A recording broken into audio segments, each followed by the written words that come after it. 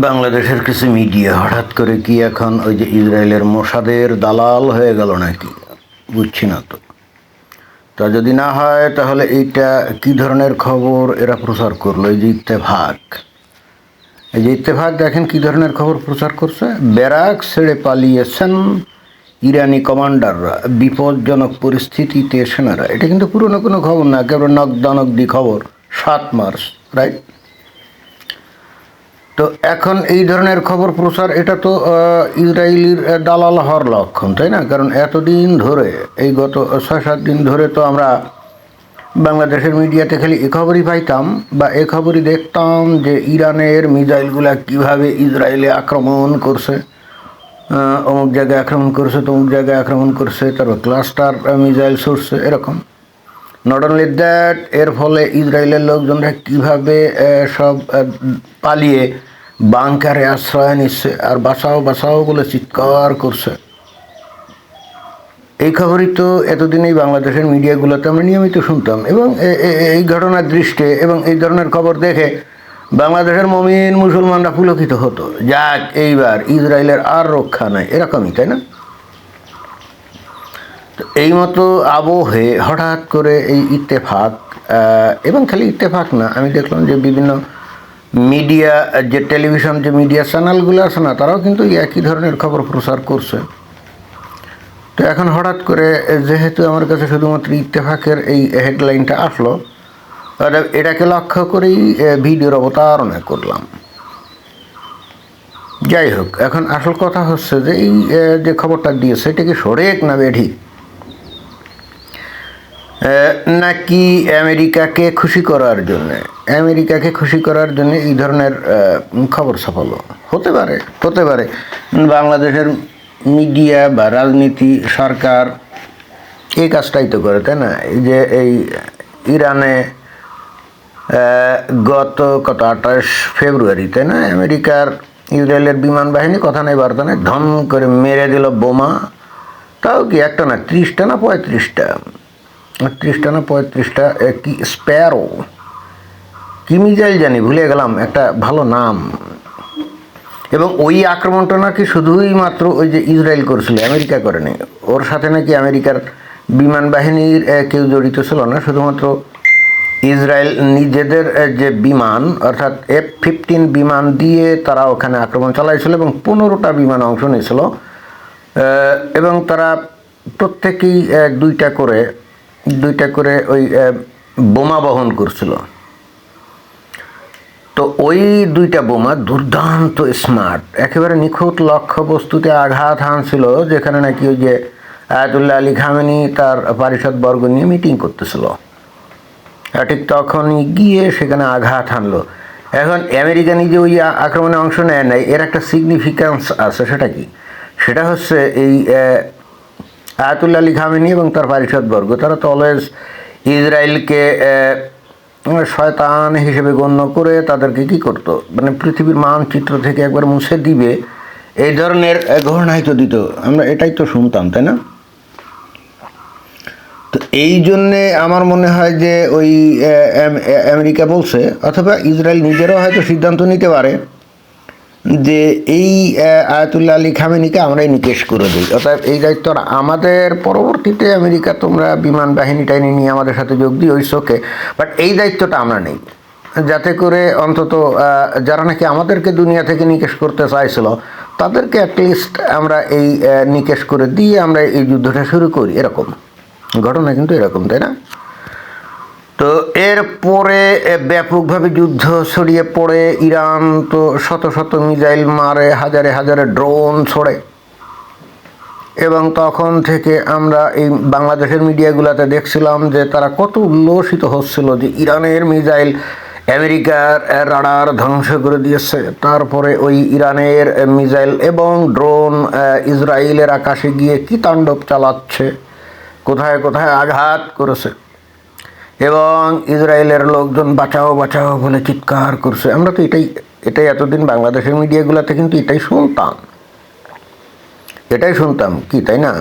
এবং এখন এই যে এই ইত্তেফাকি যে খবর দিল না, যে ব্যারাক ছেড়ে পালিয়েছেন ইরাকি কমান্ডাররা, বিপজ্জনক পরিস্থিতিতে সেনারা, এই খবর যখনই দিচ্ছে ঠিক প্যারালাল বাংলাদেশের অন্য মিডিয়াগুলো কিন্তু ঠিকই এটাও প্রচার করছে যে ইরান ইসরায়েলকে তামা করে দিচ্ছে এই ইরান মিসাইল, তাই না?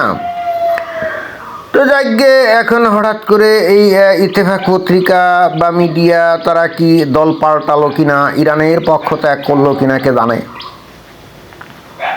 কিন্তু মনে হচ্ছে তো পাল্টিয়েছে, তাই না? তবে এখন এটা বলা যায় যে অ্যাটলিস্ট এরা অন্তত রিয়াল খবর প্রচার করতে বাধ্য হচ্ছে, কারণ এরা বুঝে গেছে যে আর কয়েকদিনের মধ্যে হয়তো ইরানের পতন ঘটে যাবে। তো তখন এরা মুখ দেখাবে কী করে? তখন তো মুখ দেখানোর একটা রাস্তা ক্লিয়ার রাখতে হবে, তাই না? তো এখন থেকেই শুরু করুক, মানে এখন থেকে এই জন্যই শুরু করলো যে ইরানের পরিস্থিতি খারাপ, সেখানকার যারা নাকি সেনাবাহিনীর লোকজন তারা এখন ব্যারাক ছেড়ে পালিয়ে যাচ্ছে, এবং পালাবেও বা না কেন, রিয়ালিটিটা কি? আসলে তো শুধুমাত্র ওই যে ইরানের এবং আমেরিকার বিমান শুধুমাত্র যে ওই মিসাইলের যে সাইলো গুদাম, অস্ত্রের গুদাম আক্রমণ করছে তাই তো না। এখন তারা শুরু করছে তাদের আক্রমণের এখন নতুন একটা ডাইমেনশন তৈরি হয়েছে। তারা কিন্তু এখন ওই যে পুলিশ ব্যারাক, পুলিশ স্টেশন এবং ওই আইআরজিসির ব্যারাক, আইআরজিসির যে অফিস, সেনাবাহিনীর ব্যারাক, সেনাবাহিনীর যে অফিস, এই সমস্ত জায়গায় কিন্তু আক্রমণ করছে। কেন? কারণ এদেরকে দুর্বল করে দেওয়া, মানসিকভাবে দুর্বল করে দেওয়া, যাতে এই ইরানের মধ্যে সাধারণ লোকজন যেন রাস্তায় নেমে এসে এদেরকে ক্ষমতা থেকে নামায়। বস্তুত এই জন্যে এই কাজটা করছে। দেখেন এই পর্যন্ত হাজার হাজার বোমা মারছে, তাই না? যেটা অলরেডি তাদের যে আমেরিকার যে ওই secretary of defence Hegseth Brad Cooper, যে নাকি সেন্টকমের প্রধান, তাকে নিয়ে একটা সম্মেলন করলো, একটা সংবাদ সম্মেলন করলো। সেখানে তারা বলছে যে এই গত 7 দিনে ইরানে তারা একেবারে প্রিসাইজলি 3000-এর মতো টার্গেটে হিট করছে, 3000-এর মতো টার্গেটে হিট করছে, কিন্তু লোক মারা গেছে মাত্রই 1300 জন। চিন্তা করে দেখেন যে প্রত্যেকটা টার্গেটে যদি একজন করে লোক মারা যেত তাহলে মিনিমাম 3000 লোক মারা যেত, তাই না? কিন্তু তা মারা যায়নি। খোদ ইরান থেকেই বলছে যে আমাদের 1300 লোক মারা গেছে। হ্যাঁ, আজ আমেরিকার মারা গেছে এ পর্যন্ত আমরা যতটা জানি 6 জন আমেরিকার সেনা, আর ইসরায়েলের কোনো সেনা টেনা এখনো মারা যায়নি, ওদের সিভিলিয়ান মারা গেছে 11-12 জনের মতোই।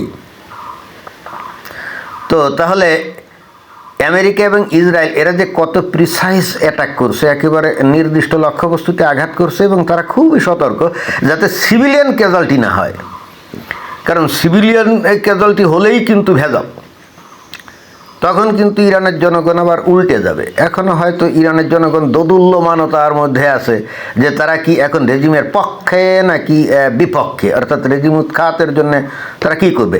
আসলে তারা খুব দোনমনো অবস্থার মধ্যে আছে। এখন এই দোনমনো অবস্থা কাটানোর জন্যই বস্তুত খুব সন্তর্পণে আমেরিকা আর ইসরায়েল কিন্তু একেবারে প্রিসাইজলি মিলিটারি ইনস্টলেশন, নিরাপত্তারক্ষী ইনস্টলেশন, এবং এখন যেটা শুনলাম পুলিশের ওপরেও কিন্তু আক্রমণ করছে। পুলিশের উপরে আক্রমণ করার কারণ হচ্ছে রাস্তাঘাটে লোকজন যখন আন্দোলন শুরু করবে, এই পুলিশই তো আসলে প্রথমে এদেরকে থামাবে, গুলি টুলি মারবে না। ওই যে গত জানুয়ারি মাসে যখন এরা রাস্তায় নামছিল তখন এই পুলিশই তাদের গুলি দিয়ে মারছিল, এবং আইআরজিসির লোকজনই তাদের গুলি দিয়ে মারছিল। এই জন্যে এদেরকে দুর্বল করার জন্যে এই টেকনিকটা অবলম্বন করছে। এখন এরা ব্যারাকে আক্রমণ করছে, পুলিশের ব্যারাকে আক্রমণ করছে, পুলিশের থানায় আক্রমণ করছে, এবং যার ফলাফলই কিন্তু এখন এই খবর। অর্থাৎ এখন যারা নাকি যোদ্ধা, যারা পুলিশ, যারা সেনাবাহিনীর লোকজন, কমান্ডার, এখন ভেগে যাচ্ছে, এবং ভেগে যাওয়া ছাড়া কিন্তু গতি নেই। যদি ভেগে যায় তাহলে হয়তো বেঁচে থাকার কিছু সম্ভাবনা আছে। ডোনাল্ড ট্রাম্প তো বলে দিয়েছে যে আনকন্ডিশনাল সারেন্ডার করো, তাহলে বাঁচতে পারবে, আর যদি সারেন্ডার না করো তাহলে ইওর ডেথ ইজ গ্যারান্টেড।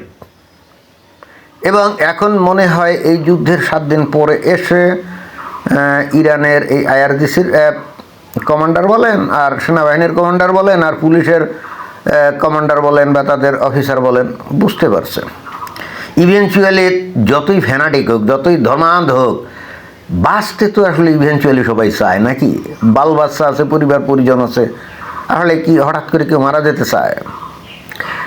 অনেক সময় হয় কি, হঠাৎ উন্মত্ততার কারণে, ভ্যানাটিসিজমের কারণে আত্মঘাতী হামলা চালিয়ে বসে, কিন্তু কোনো কারণে সেখান থেকে যদি বেঁচে যায় তাহলে কিন্তু আর তাদেরকে দিয়ে কিন্তু এই ধরনের আক্রমণ আর করানো যায় না, তখন কিন্তু তার জীবনের প্রতি মায়া চলে আসে। তো 7 দিনের আক্রমণের ভয়াবহতা দেখে আস্তে আস্তে মনে হয় যে এই আইআরজিসি বা সেনাবাহিনী অথবা ইরানের এই যে পুলিশ, এদের মনে হয় যে ওই পরিবারের দিক চিন্তা করে জীবনের প্রতি মায়া বৃদ্ধি পেয়েছে, এবং যে কারণে এখন যান নিয়ে ভেগে যাওয়ার তালে আছে। আমার মনে হয় যে এটাই রিয়ালিটি। ধন্যবাদ।